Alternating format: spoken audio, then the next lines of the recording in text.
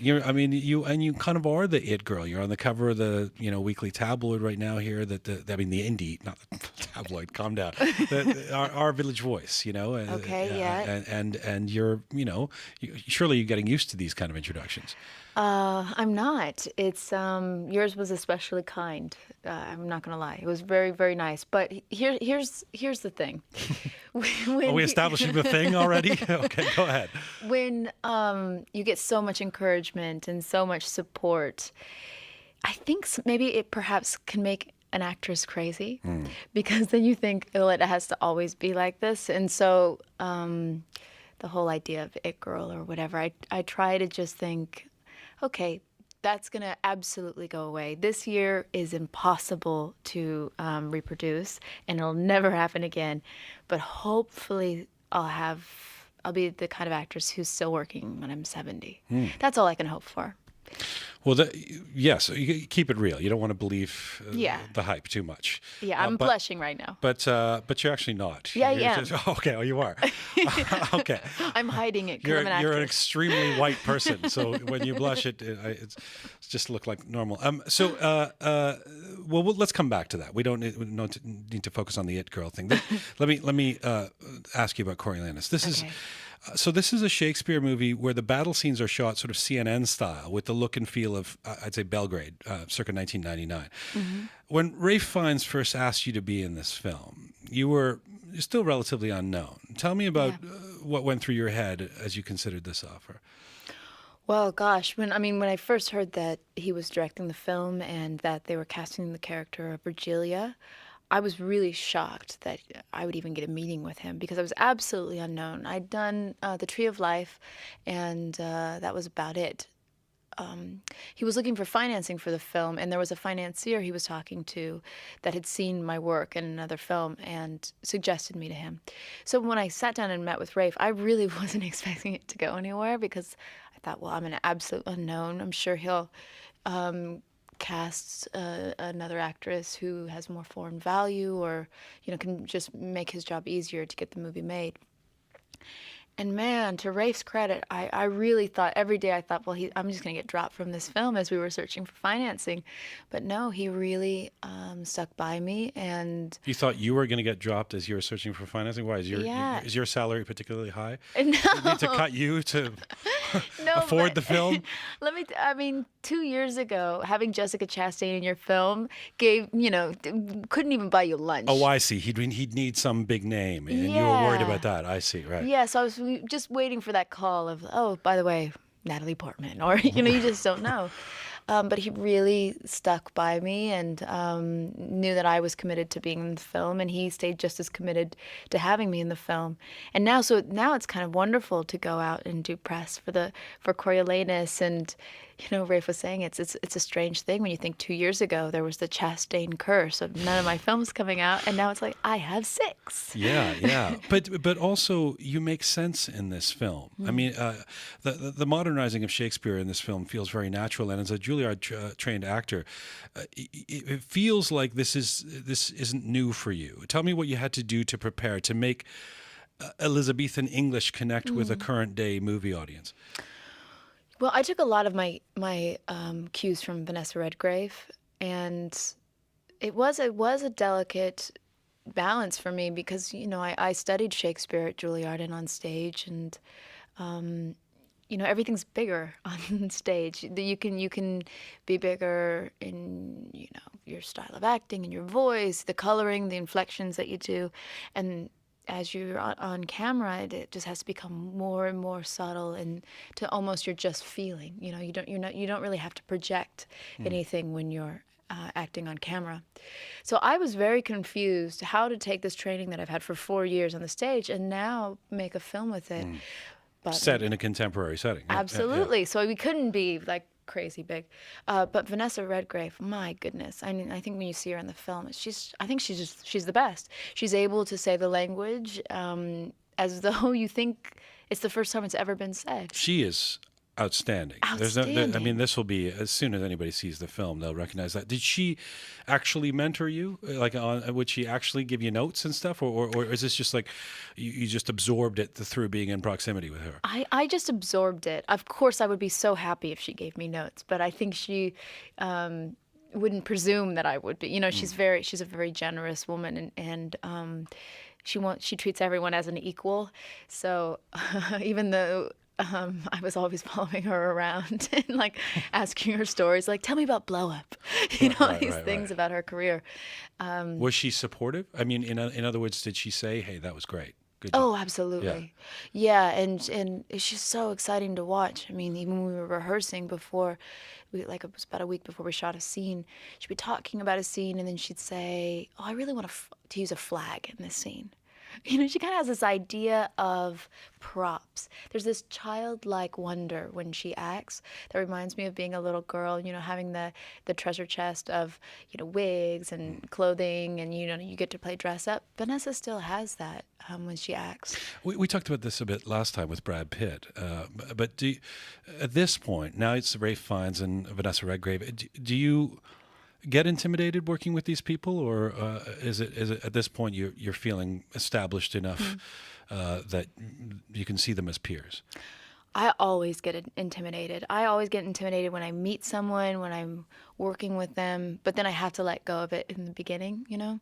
The first time I meet someone, I absolutely geek out on them. I met Jeffrey Rush yesterday in the hallway, and I was like, oh my gosh, I think you're amazing. I have the moment of absolutely embarrassing myself, and I think that's because I came to acting as a fan of films and a fan of actors and filmmakers, and I grew up watching their performances. So, you know, to meet Jeffrey Rush or Vanessa Redgrave, absolutely, the very first time I meet them, I'm probably usually very quiet because I know if they get me talking, I'm just going to rattle on and maybe even start crying. I've done that before. I started crying in front of Patricia Clarkson because sometimes I'm just so overwhelmed by the coolness in my presence. This is a British film, adapted from Shakespeare. Yeah. Was there any strange disconnect with you being an American? And most of the cast not being American? Well, here's another, that's another reason I was surprised that Rafe, you know, decided to have me play Virgilia, because they're such wonderful British actresses. But Joan Washington was the dialect coach on the film, and she also helped a lot with the language to get us all on the same page. And I'd worked with her before on a film called The Debt, and I worked with her on Murder on the Orient Express. That one was British. So I had a good history with her, and Rafe had said, you know, Virgilia can be American, she can be anything. And I mean, of course, I was like, well, I should be British because if I'm American, then everyone's just going to think that I couldn't do an accent, or, you know, and it doesn't make sense to me that she would be American because everyone else is British. Okay. So that's why we went that way. The second reason was better than the first. The first just sounded macho. I can prove that I can do this accent. I'm always doing that, though. Yeah. I'm always like, give me a challenge. Vanessa Redgrave has been outspoken politically, and at its core, this Shakespeare play, Coriolanus, is kind of a political thriller. Do you get the sense that when you were making the movie, that there's a political message in this film? Oh, I think there's so much, yes. It's tough, though, because my character is the exact opposite of what all the politics and what, you know, the themes on war is. I mean, she represents the feminine love energy in this world dominated by male aggression and war. But yeah, I mean, and also maybe because I'm a softie, for me, though, the main theme that breaks my heart every time I see the film is the idea of, it's like Frankenstein. I mean, with Vanessa, she kind of creates this general, this man built for war and built for fighting and aggression, but he doesn't have the sensitivity or the subtleties to you know, talk to a group of people, to just in some way be human. And at the end of the day, she ultimately destroys what she created. That is heartbreaking to me. It's this idea of there's no balance in that. It's all aggression, all war, all fight, but there's no heart. It's particularly devastating when it's a mother and son, too. Yeah. Speaking of your role, though, and your character's role, the female characters, I mean, in Coriolanus are strong, certainly Vanessa Redgrave as the mother. But this story, it really does revolve around two pumped-up men. As an actress, is it more challenging to make your mark in a film like this, particularly when you have to play the wife amongst strong male characters? In approaching this, I never thought about, making my mark, because I know the character Virgilia is, one of the first things Coriolanus says to her is, "Oh, my gracious silence."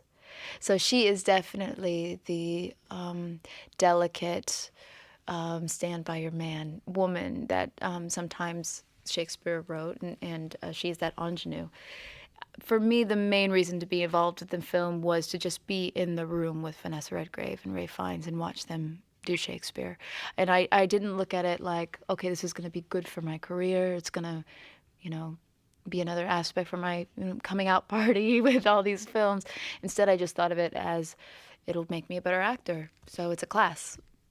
Let me try this on you. I'm not sure how I feel about it, but when you talk about the silent stand by your man character, woman, and in a story that's set in the near present, do you worry about underscoring gender stereotypes?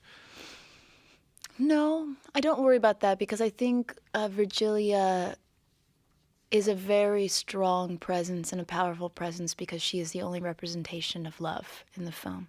There are types of love in the film, but it comes from, I think, more selfish places.